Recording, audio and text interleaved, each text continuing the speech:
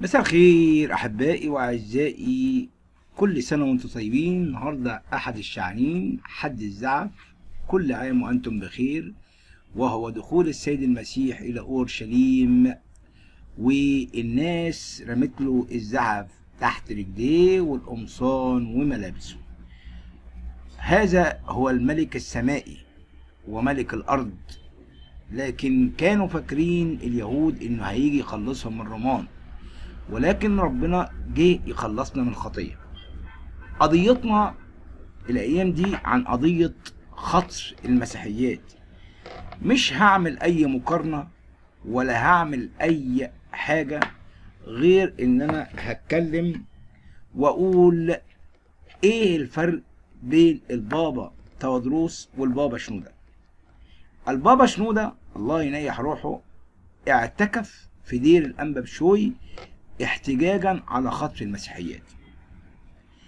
أضاف البابا شنودة الثالث بطريرك الأقباط الأرثوذكس بعد جديدا للأزمة في أوساط الأقباط المصريين عقب الأنباء التي ترددت عن اختفاء زوجة أحد القساوسة في مدينة أبو المطامير بمحافظة البحيرة شمال غرب العاصمة المصرية بعد إشهار إسلامها، حيث ذهب البابا للاعتكاف في دير الأنبا بشوي بوادي النطرون وألغى عظته الأسبوعية التي يلقيها مساء كل أربعاء في كاتدرائية الأقباط الأرثوذكس في ضاحية العباسية شرق القاهرة، في إشارة على عدم رضاه عن الأوضاع القائمة.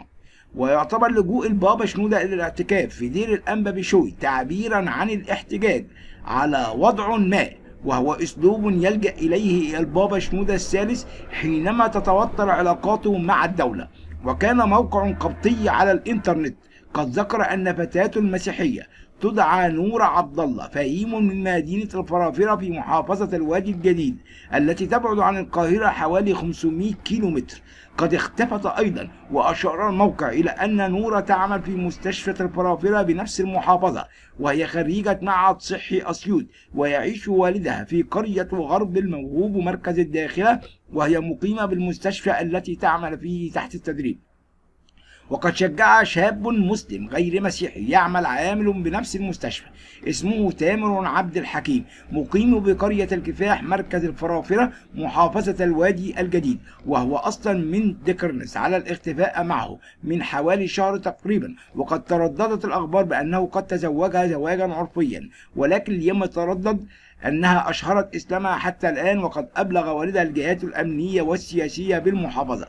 وأشار الموقع إلى أن القمص بشوي المحرقي المسؤول عن الخدمة بالوادي الجديد قد أبلغ كل الجهات التي تعاطفت مع الموقف بكل اهتمام، ولكن حتى الآن لم يعثر عليها، ولم تعد هي أو الشاب إلى عملها حتى الآن. وقد أبلغ والدها مدير النيابة العامة متهما الشاب بتحريضها على الهروب، وأمرت النيابة بضبطه. من جانب آخر، نجحت السلطات المصرية مؤخرا في عقد لقاء بين السيدة وفاء قسطنطين وخمسة من مطارنة الكنيسة المصرية لمناقشتها حول ما أعلن عن اعتناقها الإسلام، وذلك في محاولة منها لاحتواء الأزمة المثارة في مصر، بعد أن صرت شائعات فحواها أن وفاء اختطفت أيضا وأجبرت على اعتناق الإسلام.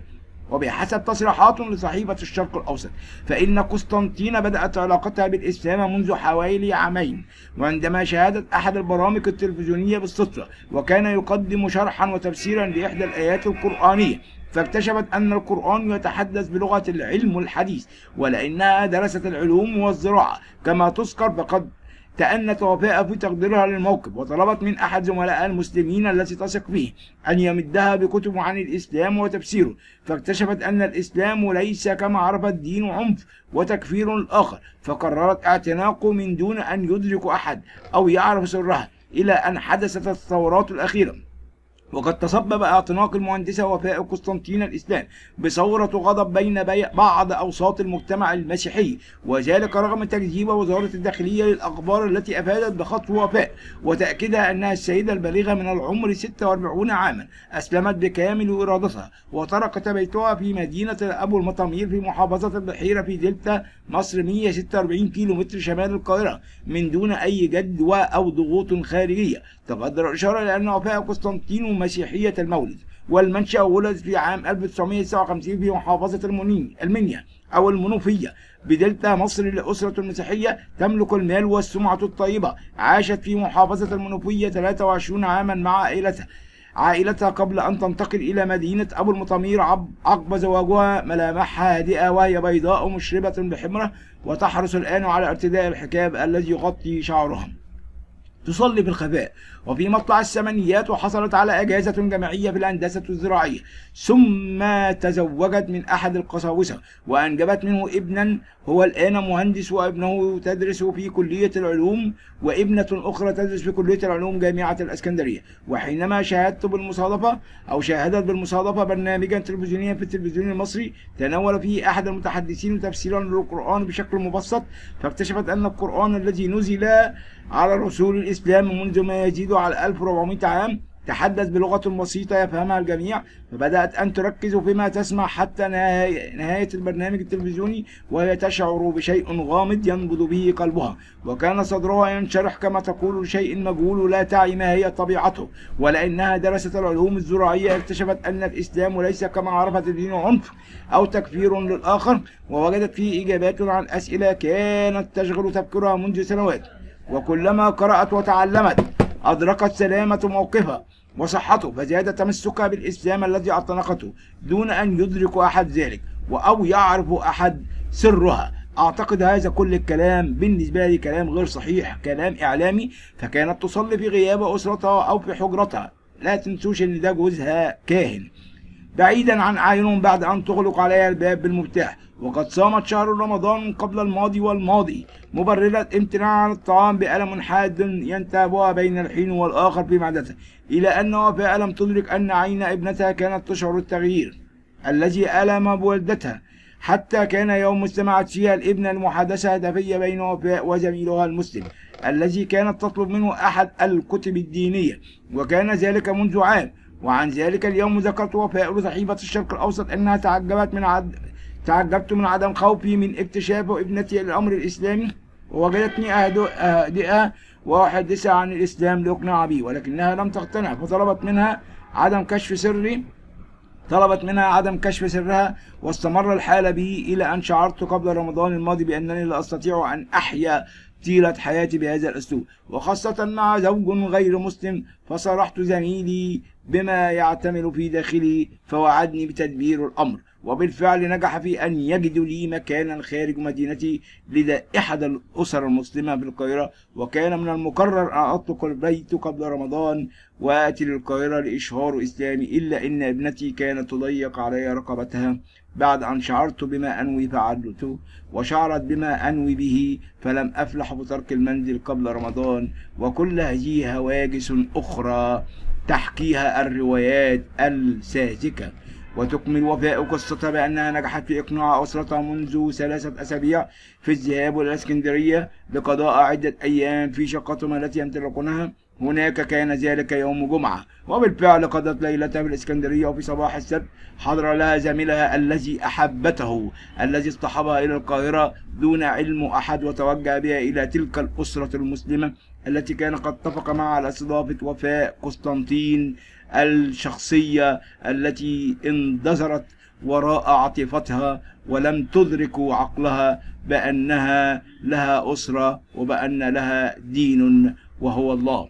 ورحبت الأسرة بوفاء وأحاطتها بالحنان، خاصة عندما بكت مع اقتراب عودة زميلها إلى مدينتهما متذكرة ابنها وابنتها. فما كان من رب العائلة المضيفة لها إلا أن أخبرها أنها بإمكانها العودة إن أرادت، فردت عليه مؤكدة أنها اختارت طريقها الجديد رغم شوقها الكبير لأولادها، إنها اختارت ربها. وقد اصطحب رب الأسرة وفاء إلى قسم الشرطة لإثبات حالها، وسمعوا أقوالها في أنها جاءت بمحض إرادتها. بعدها ذهبت إلى مباحث أمن الدولة التي استمعت لها وسألتها عما إذا كانت تعرضت لأي ضغوط الإجبار على الإسلام، فنفت ذلك. ثم سألوها إذا كانت ترغب في العودة لابنها وعائلتها، فأكدت لهم عدم ندمها على اختيارها. وعندئذ سألوها إذا كانت تريد الانتقال إلى بيت آخر أو مكان إقامة غير الذي تقيم فيه، فأكدت لهم راحتها مع تلك الأسرة المسلمة التي تحيطها بكل رعاية. وخرجت وفاء دون أن تعلم أن هناك نارا مشتعلة بدأت بشائعات في مدينتها بأن المسلمون خطبوها ليجبروها على الإسلام. وتتعجب وفاء قائلا: لم أتخيل يوما أن تحتل أخبار قنوات الأخبار والصحافة العالمية وأن تقوم وتندلع المظاهرات بسببي، ولكن أقول لأي مسيحي إنني اتخذت قراري بمحض إرادتي دون أي ضغوط. لقد عرفت طريقي وانشرح قلبي على مدى عامين، كما إنني لست فتاة مراهقة أو غير ناضجة من الممكن التأثير علي. وده زي ما حصل مع مريم وهيب، ومش عارفين الحقائق فين والدنيا فين. الأخت عبير بطلة فتنة إمبابة: أشهرت إسلامي وهربت إلى بنها وعلم أهلي فسلموني للقضائية وحاولوا إجباري لتغيير دينتي. إنها تتهم القضائية. نشر موقع الجماعة الإسلامية حوار مع عبير طلعت فخري بطلة أحداث الفتنة الطائفية بإمبابة، وتنشر الحوار كاملا. نريد أن يتعرف القارئ على حضرتك. أنا اسمي عبير طلعت فخري، امرأة مصرية، عشت على أرضها وشربت من نيلها واستنشقت من هواؤها. أنا امرأة مصرية من أبوين مصريين كادحين من أجل 4 بنات وأخ، وأنا أكبرهم سنا. أعيش بمحافظة أسيوط ومركز الساحل عزبة الشيخ وشحاتة، والتحقت بالتعليم مثل كل فتاة تريد أن ترتقي بمجتمعها بعيدا عن الجهل والتخلف. فحصلت على دبلوم تجارة، ثم التحقت بمعهد لدراسة الخطوط. هل أنت متزوجة؟ نعم، تزوجت مثل كل فتاة بشاب متقدم للزواج به من نفس ملتي المسيحية، ولكن للأسف لم يكن كما يظن بي والدي أنه حسن الأخلاق كريم المعاشرة. لماذا تلمحين أن زوجك لم يكن حسن الأخلاق ولا كريم المعاشرة؟ لأنه أساء معاملتي وأهانني، حتى وصل بي الأمر أنه اتهمني في عرضي وشربي، وده أكيد كلام حصل حقيقي. حتى أن من سوء خلقه رماني الفاحشة مع أخيه، وحاولت الصبر عليه مرضاة لربي، حتى جاء يوم وأنا حامل في شهر 8 وأخذ بالاعتداء علي نفسيا وبدنيا، حتى جرح وجهي وتلون بلون يدل على قسوة. ذلك الذي أقسم كذبا أمام الرب أنه سيحافظ عليه، ولم يكتفي بما فعله بضربي وإهانتي وتعريض جنيني للوفاة، بل طردني من البيت. كل ذلك لمجرد أنه عرف أن الجنين أنثى. ولماذا لم تلجئي إلى الشرطة أو القانون لحمايتك منه؟ عندما ذهبت إلى بيت أهلي ورأت أمي ما لحق بي، ساءها ما رأت على وجهي وجسدي من آثار الإجرام، وأرادت أن تتقدم إلى الشرطة شاكية زوجي الذي لم يحصل عشيرتي، ولكن حال بين ذلك أبي خوفا من كلام الناس. هل رجعت إلى زوجك مرة أخرى؟ مكثت في بيت أهلي بعد ولادة طفلتي 1 و4 أشهر. لم يرى زوجي ابنته كل تلك المدة، ولم يعرها أي اهتمام، ولم أرجع إليه وهو لم يكن يريدني. كيف كانت بدايتك مع الإسلام؟ تحدثت مع بعض زميلاتي وزملائي على الإسلام حتى استقر في نفسي أن أغير وجهتي. شطر المسجد الحرام ظنا أننا نعيش في عصر الحرية والكرامة والإنسانية وحرية اختيار العقيدة التي كفلتها كل المواثيق. هل أشهرت إسلامك؟ نعم، أشهرت إسلامي بالأزهر الشريف، فقد سافرت مع زميل لي في معهد الخط إلى القاهرة، زميل آخر لأشهر إسلامي، وهو الأستاذ ياسين ثابت الذي وقف بجانبي في تقديم الأوراق والتوثيق بالأزهر. وتم ذلك في 23 سبتمبر، واتخذت لنفسي اسما جديدا وهو أسماء محمد أحمد إبراهيم. مع ما أسمعه من محاولات الضغط علي البعض للرجوع إلى القصر عن معتقداتهم، أثرت البعد عن بلدي التي أحبها وأعشقها. ولكن ماذا أفعل وأنا امرأة ضعيفة تريد أن تعيش وتحيا في حرية وكرامة؟ وأين ذهبت بعد أن وثقت إسلامي؟ ذهبت إلى قرية التي تتبع مدينة بنها عن طريق رجل باليادي اسمه جعفر. هل كان أهلك يعلمون أين تعيشين؟ لا، لم يكن أحد يعلم أين أسكن حتى أول شهر مارس الماضي. ماذا حدث؟ هل أعلم مكانك؟ تقلبت الأيام معي تقلبا سريعا، ومع نساء ثورة 25 يناير اختلفت مع بلديات جعفر على بعض المال القليل، فوش بمكاني لأهلي، فسرعان ما أتوا على عجلي وأخذوني. هل رجعت إلى زوجك أم بقيت في بيت أهلك؟ لم أرجع إلى زوجي ولم أجلس في بيت أهلي.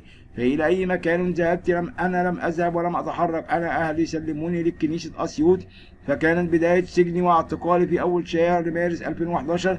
فتم مكس سجينة في دير السيدة العذراء بأسيوط حوالي 8 أيام، ثم تم ترحيلي إلى دار المسنات بأسيوط ومكثت بها قليلا، ثم رحلتني مرحلة أخرى الكنيسة إلى فندق يتبع بعض المسيحيين بأسيوط، واستمرت الترحلات بين عشية وضحاها بين كنيسة وأخرى، حتى تم ترحيلي للقاهرة تحت إشراف كيان كنيسة أسيوط. وفي القدرية بالعباسية تم الضغط علي ليسلبوا مني حريتي وكرامتي في اختيار معتقدي، ومع الخوف وفقتهم ظاهريا حتى لا أصاب بأذى، حتى ظنوا إنني قد رجعت عن الإسلام. انت كدابة كل الكذب، الكنيسة ولا بتعمل أي حاجة من الكلام ده.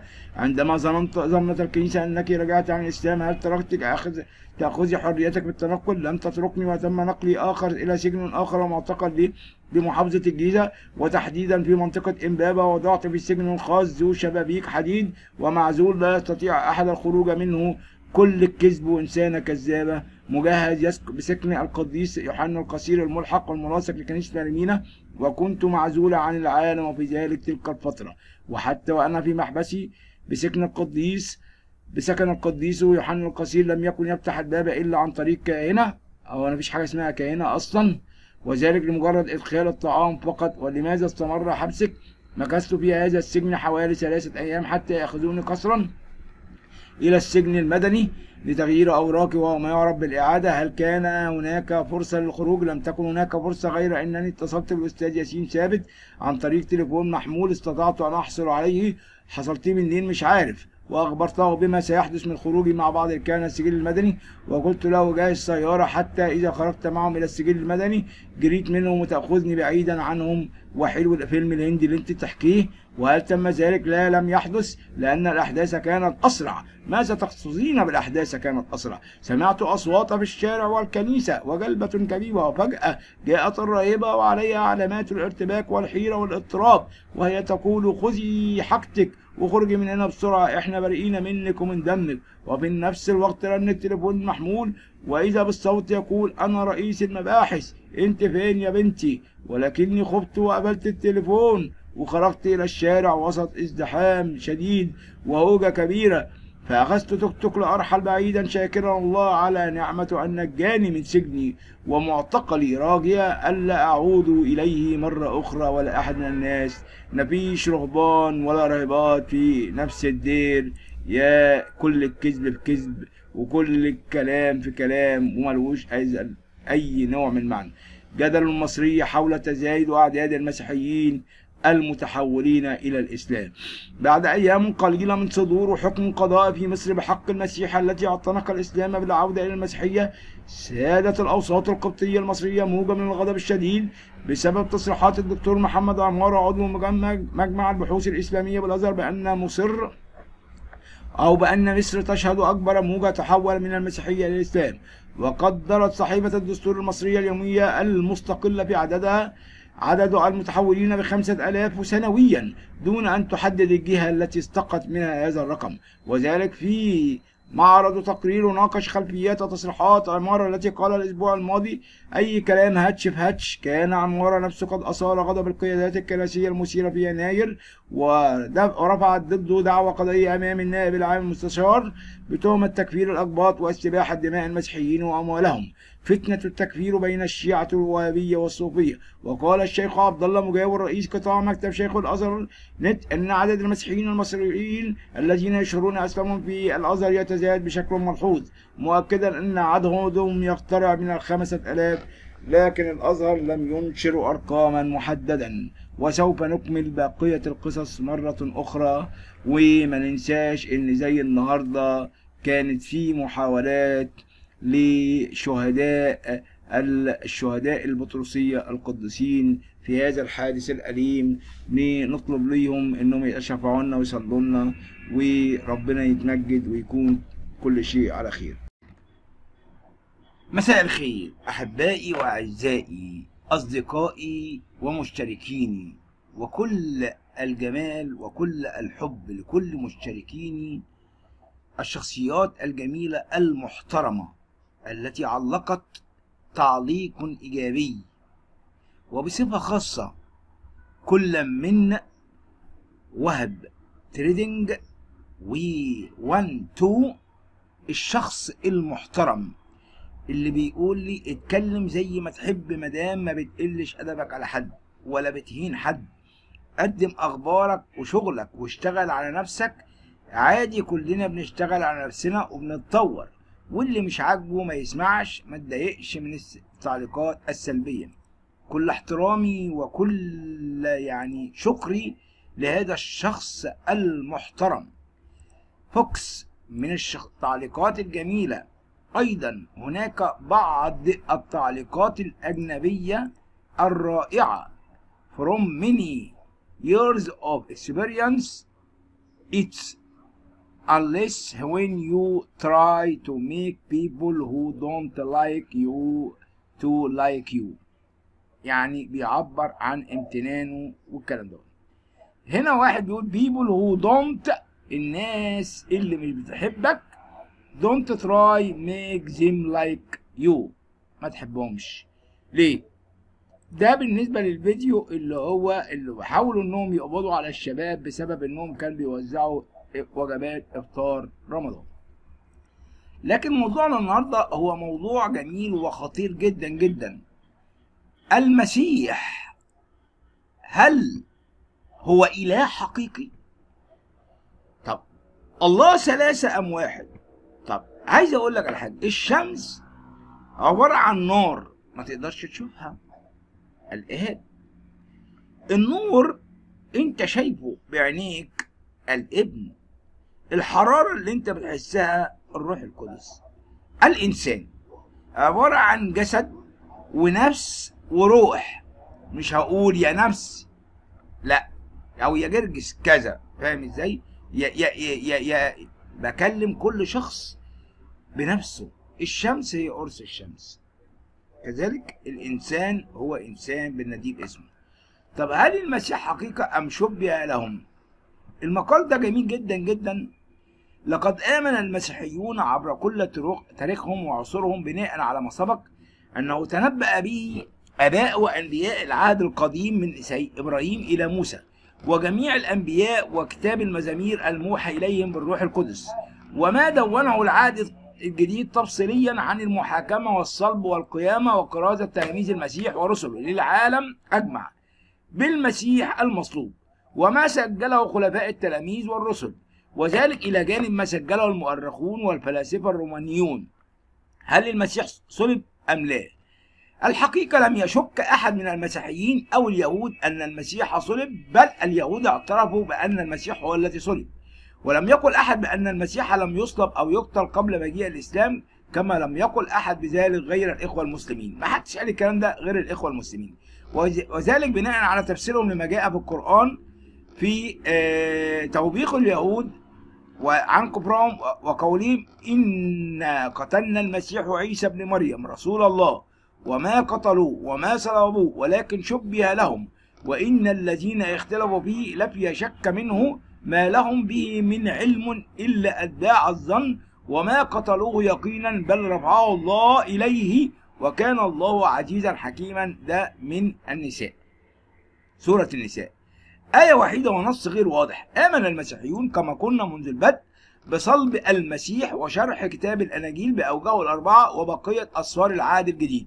حادثة الصلب تفصيليا، بل كانت قصة الصلب هي أول من كرز به تلاميذ المسيح ورسله وقدموه للعالم أجمع، وأول ما كتب بالإنجيل كما سبق أنه تنبأ عنه أنبياء العهد القديم أيضا تفصيليا، وعرف ذلك العالم عنهم، ولم يقل أحد بعدم صلب المسيح حتى جاء نص الآية القرآنية وبعد انتشار المسيحية بأكثر من 600 سنة في قولهم الآية التي ذكرناها. ولو افترضنا بذلك هذا فلماذا لم يؤمن اليهود بأنه صلب؟ كما تقول وإن الذين اختلفوا فيه لفي شك منه وما لهم به من علم إلا أتباع الظن. ولم يشك أحد لا من اليهود ولا المسيحيين ولا من الرومان أو غيرهم في حقيقة أن المسيح هو الذي كان مصلوبا بالفعل. وعبارة ولكن شبه لهم لا تقول صراحة إن كان المقصود هو لإلقاء شبه المسيح على آخر كما يقول أصحاب نظرية الشبه، أم إنها تقصد شيء آخر يقول من الإمام البخاري الرزالي في تفسيره وابن كثير في كشاف شبه مسند إلى ماذا؟ إن جعلته إلى المسيح فهو مشبه به وليس بمشبه، وإن أسندته إلى المقتول فالمقتول لم يبر. طيب إن كل الضمائر الموجودة بالآية والخاصة بالمسطور تعود جميعها على المسيح وليس على آخر يمكن أن يفترض أنه المقصود. ولم تقل من هو المصلوب صراحة سواء كان المسيح أو غيره، ولا من هو الذي ألقي عليه الشبه إن كان هناك من ألقي الشبه عليه، ولا من هو المشبه، ولا من هو المشبه به، ولا كيف نجا إن لم يصلب، ولا كيف تم ذلك، ولا متى تم ذلك، ولا تقول لنا أي تفاصيل توضح المعنى المقصود بالآية. ولا يوجد في القرآن أي آية غيرها توضح ما جاء به، بل بالعكس توجد 6 آيات قرآنية تتكلم عن موت المسيح ووفاته قبل رفعه وتلمح لقتله. فقد قيل عن لسان المسيح: والسلام علي يوم ولدت ويوم أموت ويوم أبعث حيا. وهذا نفس ما قيل عن يوحنا المعمدان يحيى ابن زكريا: وسلام علي يوم ولد ويوم يموت ويوم يبعث حيا.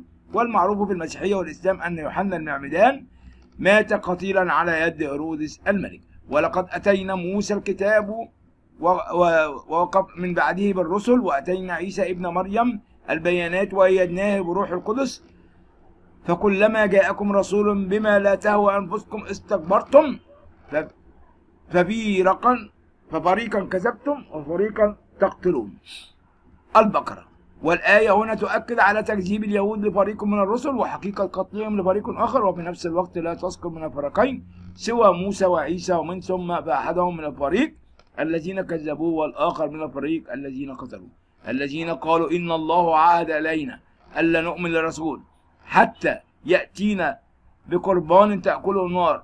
قل قد جاءكم رسلا من قبل بالبينات وبالذي قلتم فلما قتلتموهم إن كنتم صادقين. العمران. والمسيح هو أكثر من أتى بالمعجزات وبالبينات بحسب ما ذكر في القرآن، وهو الذي أنزل الله عليه مائدة من السماء بناء على طلب الحواريين. إذا قال الله: يا عيسى إني متوفيك ورافعك إلي ومطهرك من الذين كفروا وجاعل الذين اتبعوك فوق الذين كفروا إلى يوم القيامة، ثم إلى مرجعكم فأحكم بينكم فيما كنتم فيه تختلفون. العمران. وهنا تتحدث الآية عن الوفاة قبل الرفع إلى السماء مباشرة. وإذا قال: يا عيسى ابن مريم أنت قلت للناس اتخذوني وأمي إلهين من دون الله، قال: سبحانك ما يكون لي أن أقول ما ليس لي حق، إن كنت قلته فقد علمته، تعلم ما فيما نفسي ولا أعلم ما في نفسك، إنك أنت علام الغيوب. ما قلت لهم إلا ما أمرتني به أن أعبدوا الله ربي وربكم، وكنت عليهم شهيدا ما دمت فيهم، فلما توفيتني كنت أنت الرقيب عليهم وأنت على كل شيء شهيد. وهذه الآية تتحدث عن الوفاة قبل الرفع أيضا، ولكن الإخوة المسلمين تفسيرات عديدة لقوله متوفيك أو لما توفيتني، وأيضا في زمن الموت المقصود في قوله ويوم أموت. وباختصار فنص آية الشبه لا يوضح للمفسر أي شيء يخص نهاية المسيح على الأرض. ومن الصعب جدا أن نقول أنه ينفي صلب المسيح، لأنه لو كان يقصد أن المسيح لم يصلب حقيقة وقد ملأت عملية صلبه أكثر من ثلث العهد الجديد كما ملأت آلاف الكتب التي كتبها آباء الكنيسة في نهاية القرن الأول وما بعد ذلك، لكان القرآن قد شرح عملية عدم صلبه وإلقاء شبهه على آخر بالتفصيل، كما فعل بعد ذلك بحوالي 1000 سنة الذين زوروا كتاب إنجيل برنابا الخرافة المزيف. فقد كان مبيتا في نية من كتبوا هذا الكتاب المزيف أن يؤكدوا النظرية لقائله بعدم صلب المسيح، فألفوا قصة إلقاء شبهه على يهوذا. وأقول أنه لو كان في نية القرآن القول بعدم صلب المسيح لكان قد فعل ما فعله من كتب هذا الكتاب المزيف، ولكنه لم يفعل، فماذا نفهم من ذلك؟ والعجيب بل والغريب أنه عند ترجمة قوله ولكن شبه لهم إلى الإنجليزية كما جاء في ترجمة القرآن المعتمدة من مجمع البحوث الإسلامية لا يعطينا أي معنى واضح سوى قوله so it was made to appear to them، أي ظهر لهم هكذا أو بدأ لهم هكذا. وهذا الكلام في حد ذاته لا ينفي وقوع الصلب على المسيح مطلقا، ونوضح ذلك في الفصول التالية. كلامنا المرة الجاية مناظرة: هل المسيح صلب بين جوش مندويل وأحمد ديداد؟ وده اللي احنا هنكمله وهنشوف روايات الشبه اللي رواها المفسرون.